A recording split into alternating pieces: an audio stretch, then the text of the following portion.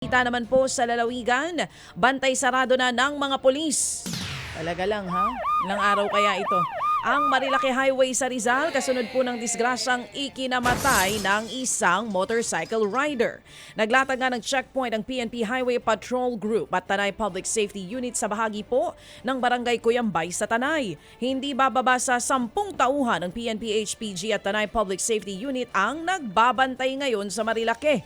Sinisita nila ang matutuli ng takbo lalo na kapag malapit na sa binansagang Devil's Corner.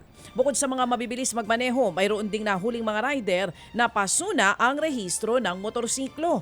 Nagbabala naman ng Land Transportation Office o LTO sa kanilang mga regional director na maaari silang masibak kung mauulit pa ang mga nakamamatay na karera sa Marilake. Samantala, bigla po namang sumulpot ang isang sinkhole sa bahagi po ng National Highway sa Hinabangan, Samar. Nadiskubre yan ng mga napapadaang motorista sa lugar.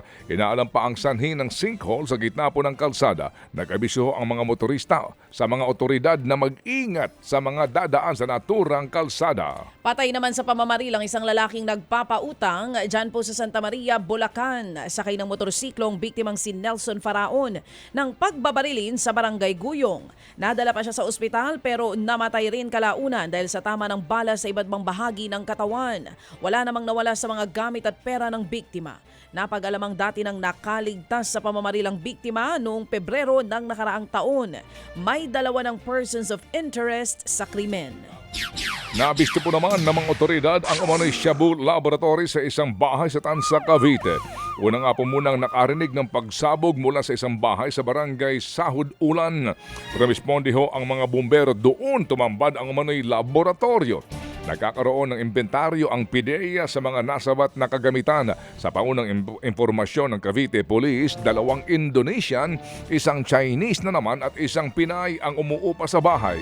Pero hindi sila nadatnan ng mga otoridad.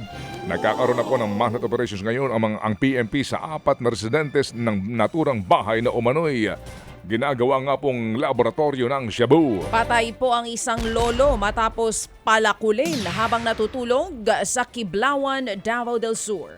Duguan at nakabulugta ang biktimang si Sifronio Tabanaw ng madatna ng mga residente.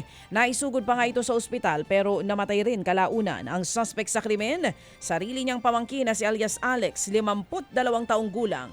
Nahuli siyang nagtatago sa likod ng kanilang bahay. Napag-alamang lasing si alias Alex at madalas daw maging bayolente kapag nakakainom ito. Hindi na nagbigay ng pahayag ang suspect na mahaharap ngayon sa reklamong murder.